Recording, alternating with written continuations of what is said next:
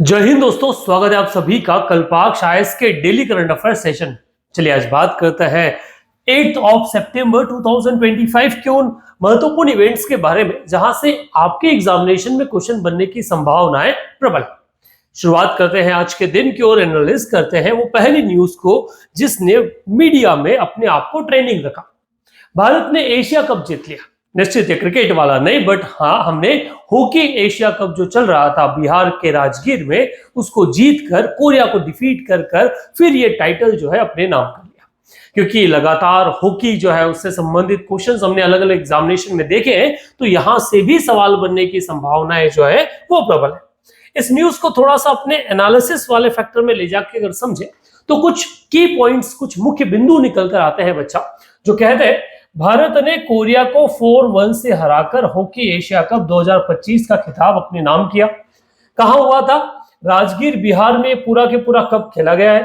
Total 8 टीमों में इसमें हिस्सा लिया था, जिसके बारे में लास्ट वाला जब हमने हॉकी कप डिस्कस किया था उसमें हमने आपको एक्सप्लेन भी किया था। इस जीत के साथ भारत 2026 हॉकी विश्व कप, जो कहां पर बेल्जियम और नीदरलैंड में होने वाला है, उसके लिए क्वालिफाई कर लिया है। ये कंडीशन रखी गई थी, या ये कंडीशन इनबिल्ट किसके साथ में आती है? एशिया कप के साथ में। जो भी इसका विजेता होता है वो आपका वर्ल्ड कप जो होता है उसके लिए क्वालिफाई कर जाता है। So India qualify for it. Asia cup के बारे में अगर बात की जाए बच्चा, तो इसकी शुरुआत की गई थी 1982 से। कराची पाकिस्तान में पहला हुआ था। हर 4 साल में इसे क्या किया जाता है? आयोजित किया जाता है, और इसका जो संचालन है एशियन हॉकी फेडरेशन जो है उसके द्वारा किया जाता है। ये की पॉइंट्स इस वाली न्यूज से निकल कर आते हैं, और यहां से संबंधित सवालों की अगर समझा जाए तो क्वेश्चन आपसे तथ्यात्मक या पॉइंटर फॉर्म में पूछे जा सकते हैं फैक्चुअल लेवल पर। एशिया कप 2000 फाइनल जो है 25, वो किस शहर में आयोजित किया गया था? हॉकी एशिया कप की शुरुआत किस वर्ष में हुई थी? एशिया कप हॉकी का आयोजन किस संस्था द्वारा किया जाता है? और 2026 विश्व कप कहां आयोजित होने वाला है? तो पहली न्यूज जिससे इस तरह के सवाल जो है वो पूछे जाने की संभावना है। अगली अगर न्यूज की बात की जाए तो वो भी स्पोर्ट्स से ही आती है। यूएस में अभी वर्तमान में यूएस ओपन चल रहा था, जिसको अल्कराज जो है अल्कराज ने जीत कर क्या कर लिया है? क्राउन अपने नाम किया है। और सिर्फ ये कप नहीं जीता है, साथ साथ में जो नंबर 1 पोजीशन है वो भी अपने नाम कर लिया। टेनिस हुआ, हॉकी हुआ, या इस तरह के जो गेम्स है वो हमारे एग्जामिनेशन के फेवरेट है।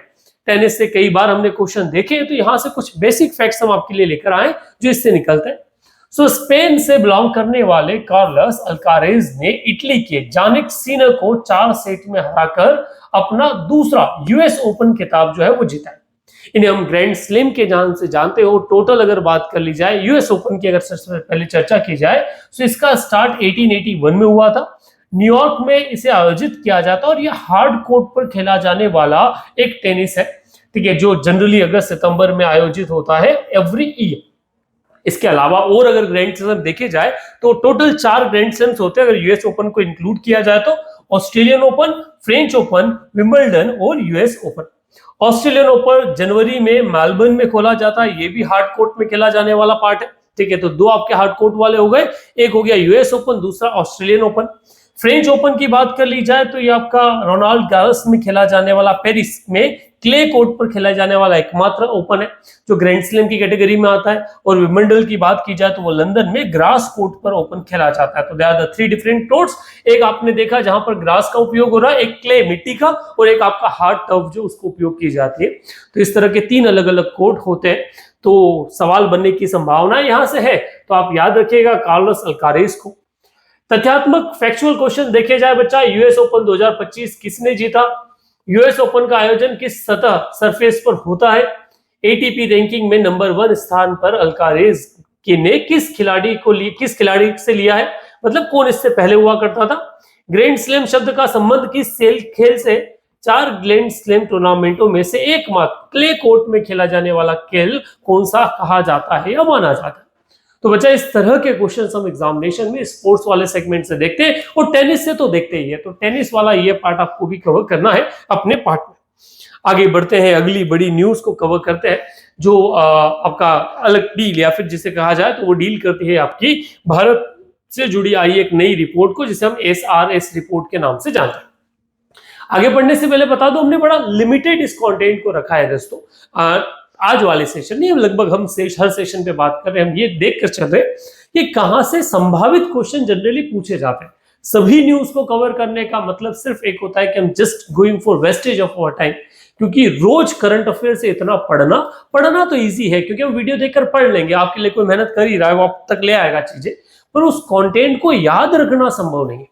जो एक साल के एग्जामिनेशन में जाने वाले उन लोगों से हम पहले ही कह चुके हैं कि आप इनके नोट्स जो है वो नोट्स बनाते चलिए, ये आपको एग्जामिनेशन में काफी मदद करने वाले हैं। तो चलिए बढ़ते हैं आगे, ठीक है। और आज की अगली जो न्यूज है उस न्यूज के बारे में बात करते हैं। सो इंडिया का जो बर्थ रजिस्टर है उसको लेकर सैंपल सर्वे जो स्टैटिक रिपोर्ट है वो जारी की गई, जो सैंपल रजिस्ट्रेशन सर्वे के नाम से SRS रिपोर्ट के नाम से जानी गई, जिसने भारत में पॉपुलेशन ग्रोथ वगैरह को लेकर कुछ आंकड़े जो है वो शो किए। ये रिपोर्ट 2023 के नाम से रिलीज हुई है। सो इंडियाज बर्थ रेट डाउन, जो बर्थ रेट इंडिया में वो डाउन है, first deep in the total fertility rate in 2 years। तो कुछ नए चीजें जो है वो निकलकर, कुछ नए स्टैटिस्टिक्स जो है वो पॉपुलेशन से निकलकर इसमें आए। जैसे अभी कौन सी रिपोर्ट जारी हुई है बच्चा? SRS report 2023। Crude birth rate 2022 में 19.1 से घटकर 18.4 हो गया है। ये घटोतरी, एक डिक्रीज हमने देखा है। टोटल फर्टिलिटी रेट जो 21-22 में 2.0 थी वो घटकर 1.9 रह गई है, ठीक है, ये पहली गिरावट हमने देखी है। क्रूड डेथ रेट की बात की जाए तो ये जो 6.8 से घटकर 6.4 हुई, एक इंप्रूवमेंट हमको देखने को मिला है। इन्फेंट मोर्टेलिटी रेट में राष्ट्रीय स्तर पर एक घटा है, जबकि अब 25 प्रति 1000 जीवन जन्म के आधार पर आपका क्या है, IMR शिशु मृत्यु दर जो निकल कर आया है। सेक्स रेशो की बात कर ली जाए तो 1000 लड़कों पर 917 लड़कियां जो है वो उपलब्ध है। राज्यवार स्थिति की बात की जाए तो क्रूड बर्थ रेट सबसे अधिक जो है वो बिहार में और सबसे कम तमिलनाडु में देखने को मिली। टोटल फर्टिलिटी रेट सबसे अधिक बिहार में, उत्तर प्रदेश, उसके बाद फिर मध्य प्रदेश, राजस्थान, छत्तीसगढ़, और सबसे कम दिल्ली, पश्चिम बंगाल, तमिलनाडु, महाराष्ट्र और पश्चिम राज्य जो है उनके आसपास है। तो ये वो आंकड़ा है जो भारत में पॉपुलेशन जो है उसको बताता है, और इस आंकड़े से ये कहा जा सकता है कि समय के साथ भारत में पॉपुलेशन जो ग्रोथ है वो अब स्टैटिक होने की कगार पर आप पहुंचिए कि हम एक सीमित, अब एक तेज रफ्तार हमारी जो ग्रोथ थी वो ग्रोथ रुक गई। तथ्यात्मक क्वेश्चन यहां से देखी जाए तो क्वेश्चन पूछा जा सकता है, भारत का कुल प्रजनन दर SRS के आधार पर कितना दर्ज किया गया? किस राज्य में 2023 में सबसे अधिक टोटल फर्टिलिटी दर्ज की गई? और मेंस के आधार पर यह क्वेश्चन देखा जाए तो पूछा जा सकता है, भारत में घटते जन्म दर, क्रूड बर्थ रेट और प्रजनन दर, टोटल फर्टिलिटी रेट के सामाजिक आर्थिक प्रभावों पर चर्चा कीजिए। ऐसे ही क्वेश्चन बन सकता है, भारत में घटते इन्फेंट मोर्टेलिटी रेट और सेक्स रेशो एट बर्थ के बीच अंतर विश्लेषण कीजिए, क्योंकि SRB सुधार की तुलना में IMR में तेजी से गिरावट दर्ज की जा रही है। ये दो क्वेश्चंस, इसका स्क्रीनशॉट गाइस आप लोग ले लीजिए। ऐसे स्क्रीनशॉट से आप ये दोनों क्वेश्चंस जो वो निकाल कर कीजिएगा। पहला क्वेश्चन जो ये कह रहा है कि भारत में घटते जन्म दर और प्रजनन दर के सामाजिक आर्थिक प्रभावों की चर्चा कीजिए। So just discuss the decreasing birth rate in the total fertility rate in India along with the social and economic impact। तो यहां से सवाल पूछे जा सकते हैं, तो इन दोनों क्वेश्चन को आप आंसर करके बताइएगा कि क्या इसके बन सकते हैं। टेलीग्राम की लिंक आपको डिस्क्रिप्शन में मिल जाना है, तो वहां से आप उसे कैरी ऑन कीजिएगा। तो आप ग्रुप में भी ज्वाइन हो सकते हैं और लगातार आगे जो चीजें हैं उनसे कैरी फॉरवर्ड जो है वो कर सकते हैं। आगे बढ़ते, जनरली आज मेरे हिसाब से यही वो इवेंट्स है जहां से क्वेश्चन बनने की संभावना है। अच्छा, one more thing is there, आज विश्व ही इंटरनेशनल लिटरेसी डे जो है वो सेलिब्रेट कर रहा है, विश्व साक्षरता दिवस सेलिब्रेट कर रहा है, जो 8 सितंबर को सेलिब्रेट किया जाता है। अब इस दिवस से संबंधित कुछ चीजें जो है वो क्वेश्चन में पूछी जा सकती है, इसलिए हम आपके लिए लेकर आए। विश्व साक्षरता दिवस की जो घोषणा है वो 26 अक्टूबर 1966 को घोषित किया गया था। पहली बार इसे 8 सितंबर 1967 को मनाया गया। उद्देश्य शिक्षा साक्षरता में महत्व को वैश्विक स्तर पर प्रचारित करना है। 2025 का थीम जो है literacy for peaceful and sustainable future है, शांति और सतत भविष्य के लिए साक्षरता है, जहां से सवाल पूछे जाने की संभावनाएं रहती है। भारत में राष्ट्रीय सुरक्षा में जो एजुकेशन उसको बढ़ाने के लिए राष्ट्रीय साक्षरता मिशन 88 में चलाया गया, जो वह साक्षरता बढ़ाने के लिए था। साक्षर भारत कार्यक्रम 2019 में चलाया गया, जो 15 वर्ष उससे ऊपर वाले को साक्षर बनाने के लिए था।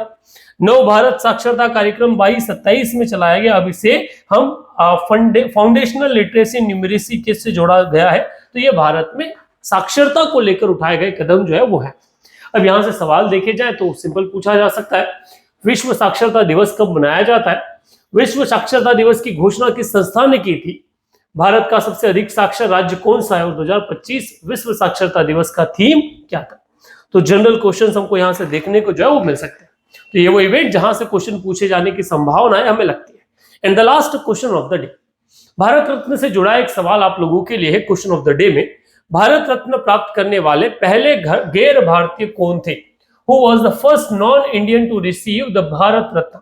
Mother Teresa, Nelson Mandela, Khan Abdul Ghaffar Khan and Martin Luther King Junior. इनमें से करेक्ट ऑप्शन क्या है आप कमेंट बॉक्स में डालिएगा। सेशन आपको कैसा लगा जरूर बताइएगा और अपने दोस्तों तक इसे शेयर करना न भूलिएगा। That's it for today, thank you very much.